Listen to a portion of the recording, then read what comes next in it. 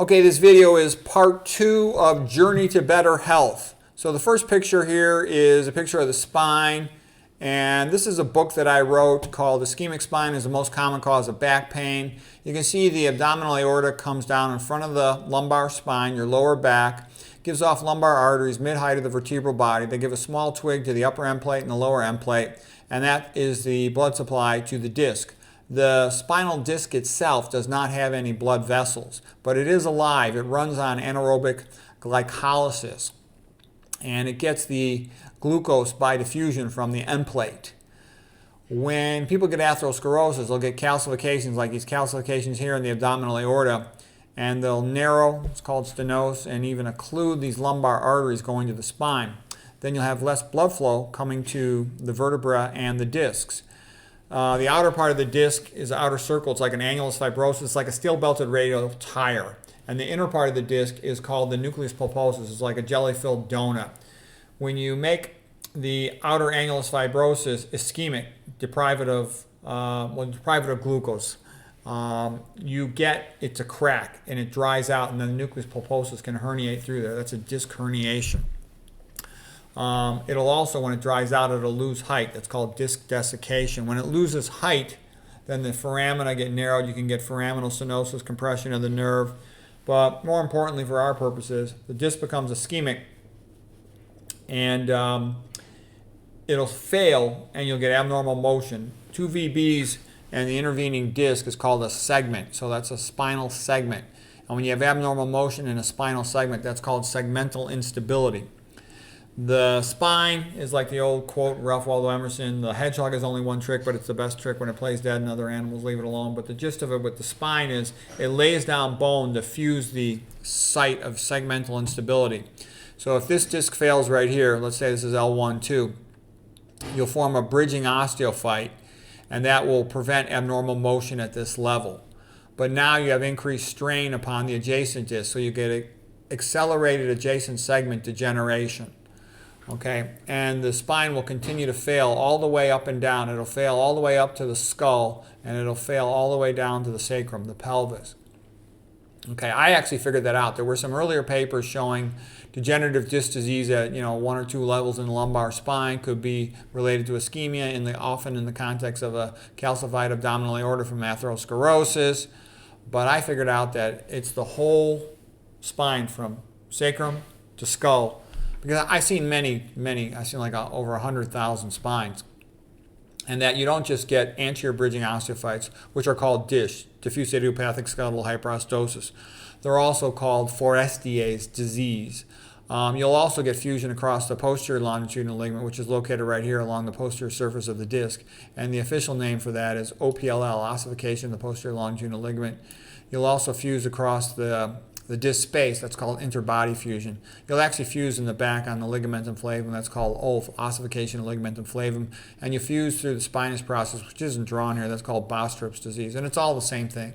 It's all an attempt to compensate for spinal segmental instability due to an initial injury, and you have increased incidence of this in diabetics because they get more ischemia.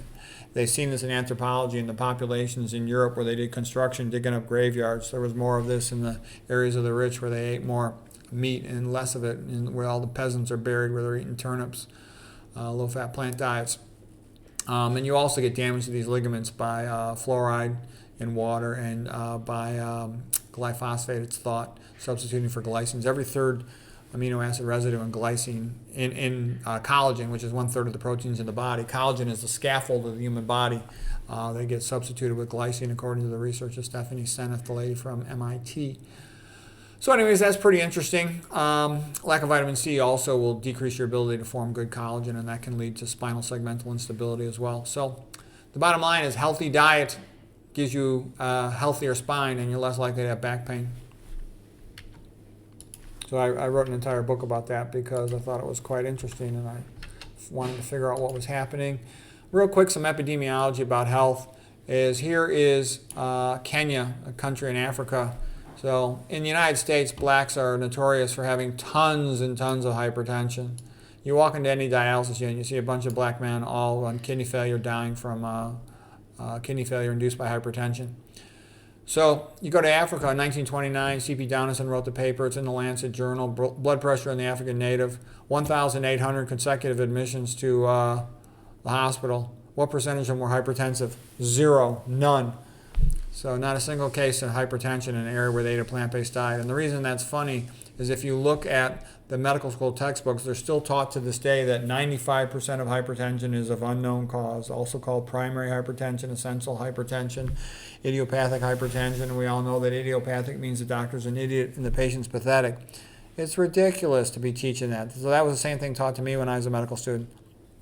So basically they lie to the students and tell them nobody knows the cause. That's a good way to sell drugs. Okay, if you said the truth, gee, plant-based diet eaters don't get hypertension, then people would know.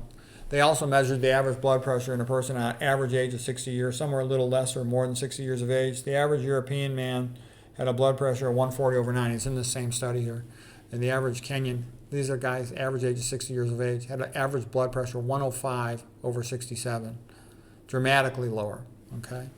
So it's pretty obvious. We know what causes hypertension, eating high-fat diets with animal foods, okay? It's not rocket science, and high-sodium diets. Okay, and you get the same thing anywhere. This was in Finland, in Europe. They had tons and tons of cardiovascular disease in Finland. These guys ate a lot of dairy, a lot of animal foods. So they switched them to eating more plant foods, and they also replaced the salt shakers. Instead of having sodium chloride, your standard salt, they used potassium chloride in some of them. They taught the wives how to cook them healthier diets, got them to stop smoking, but they had a dramatic 84% reduction in cardiovascular mortality. That's incredible. Okay, the main place was the province of Karelia in Finland. The main doctor leading this project, the Karelia project, was Pekka Puska. Okay, so it's quite extraordinary. So the whole point is it's not genetic. It's the same everywhere in the world. When people eat low-fat plant foods, they don't get atherosclerosis, diabetes, and coronary artery disease. Okay, it's well known. It's always that way, and it's not genetic. You got migration studies. I'll show you some migration studies in a moment. They also showed that diet's more important than stress, because during the rationing studies of populations during World War II, where they had the meat and the dairy take away from them, they had a dramatic drop in cardiovascular mortality despite being totally stressed out. And the other thing too, like about autoimmune diseases, it's not just the sunshine, because when you look at Norway, they had a reduction in these problems. Plus, in Norway, you got similar longitude and latitude, if you will, with coastal areas and the central areas. The central areas got more dairy farms. They got a lot more MS. So it was the dairy and the animal food, especially the dairy, that was associated with MS a lot more than the latitude or the longitude. Okay, so it's not just the vitamin D. That's not it. Okay, here's the migration studies. When you take a Japanese person eating the old-fashioned rice-based diet, especially like in Okinawa where they didn't put so much salt on it, they're very healthy. They go to Hawaii, get more westernized, they get fatter and sicker. They go to California, get more westernized, they get fatter and sicker. So it was the same genetics. It was the diet, okay? It wasn't anything else. It wasn't a genetic issue. That's important to get that. Okay, there was something called the Western atherosclerosis versus the Asian atherosclerosis. Western atherosclerosis is especially characterized by coronary artery atherosclerosis, all right, from the high-fat diets, versus Asian atherosclerosis is characterized by intracranial atherosclerosis, more strokes, and that's from the hypertension. They had a lot of hypertension because they were eating tons of sodium, like 12,000 milligrams per day or 14,000 milligrams per day. Whereas, an outdoorsman plant-based diet will only get about 200, 300 milligrams per day. So anyways, they're also smoking like chimneys, the Japanese, in the 60s and 70s. So that's why they had a lot of strokes. But they didn't have much coronary artery disease despite all the smoking and all the salt, because they ate real low-fat plant-based diets with a lot of vegetables. And they had much lower cancer, again, because of all the veggies and it was low-fat, compared to the Americans, for example, who similar smokers and Americans would have a lot more lung cancer than the Japanese or the Papua New Guinea for that reason. Okay, and then also I joked, like Prometheus gave early man fire, that they might be able to contend for themselves. I give you the fire of health, that you can protect yourself from the healthcare system. Low fat, low sodium, 100% vegan, 100% whole food, 100% organic, no oil, no caffeine, no alcohol. That's the great secret of health. I've been a doctor over 30 years, and I can tell you the most important thing I ever learned is that humans should eat a low-fat, starch-based vegan diet. That's what prevents all the common chronic Western diseases. Okay, and the other thing is there's a lot of peer pressure on the internet from these paleo keto carnivore people. They're notorious for having a lot of trolls, and they send them the plant-based diet. The reason I think they're so obnoxious is not just because their animal food diet makes them sort of irritated and anxious.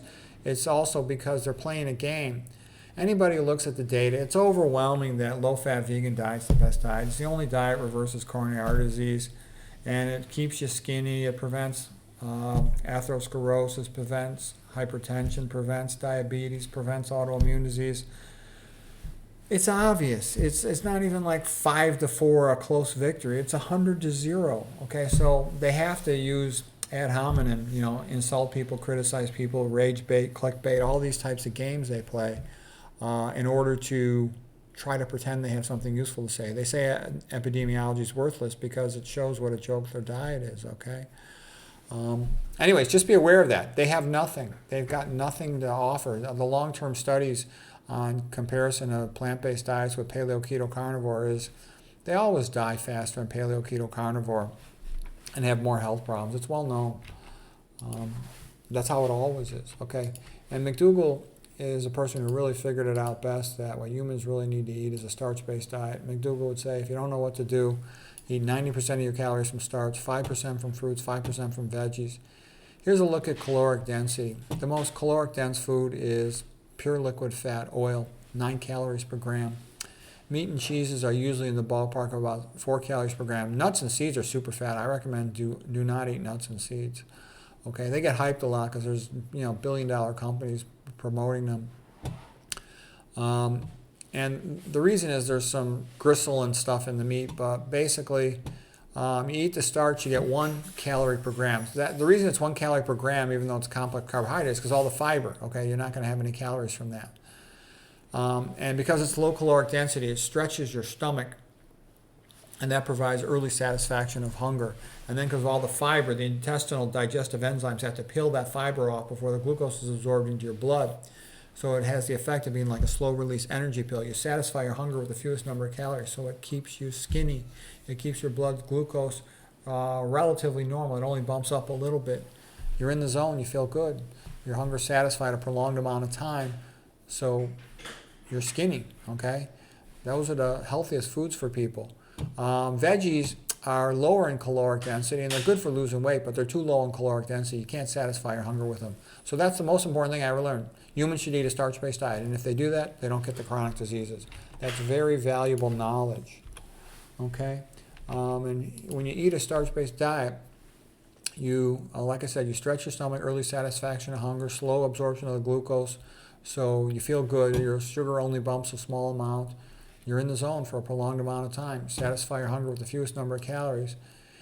If you eat simple sugars, your glucose spikes rapidly, and then it starts coming down rapidly because the pancreas overcompensates, releases too much insulin, and your blood glucose drops lower than you'd like, and you get this feeling of rebound hypoglycemia, and you'll have a tendency to go eat more simple sugars. Okay, that can cause obesity. If you eat high-fat diet, that'll cause insulin resistance, and then subsequent sugar eaten after that, you get a prolonged hyperglycemia from it. That's how Nathan Pritikin would joke that all Americans are diabetic after dinner, and what he meant by that is after you eat the high-fat dinner, you're going to have insulin resistance. So you then fail the glucose tolerance test and test positive for diabetes. Okay, here's some quotes from Dr. McDougall. This is his best book, Starch Solution, where he basically summarized the advantages of eating a starch-based vegan diet. And he also said people come to me with their sickness and they want to know what can they do to get better, and I tell them the solution to your problem is to eat starch. Eat a starch-based diet. That is the solution to the chronic health problems of the Western diet. McDougall says the fat you eat is the fat you wear. The biggest toxin in the Western diet is the fat. Starch has unlocked the door to good health for thousands of my patients. Healthy populations get most of their calories from starch. In fact, all long-term, large, healthy populations get most of their calories from starch. There are no exceptions. 99.9% of people who've walked this earth have eaten starch-based diets. The same truth dates back throughout recorded human history. Asians have been eating rice for over 10,000 years. Okinawans also ate sweet potatoes. The Mayans and the Aztecs were the people of the corn. The Incas of South America ate potatoes and quinoa. The ancient Egyptians ate wheat. In Africa, they ate millet and sorghum for over 6,000 years. So this is what keeps populations healthy. It's good for people to know that. And so if you want to be healthy, imitate what the healthy people do. And that's how you win the game of health. You give yourself the best possible odds. So that's all I've got for this lecture. I hope you found that helpful, and I'll release another next part of this tomorrow. So thanks.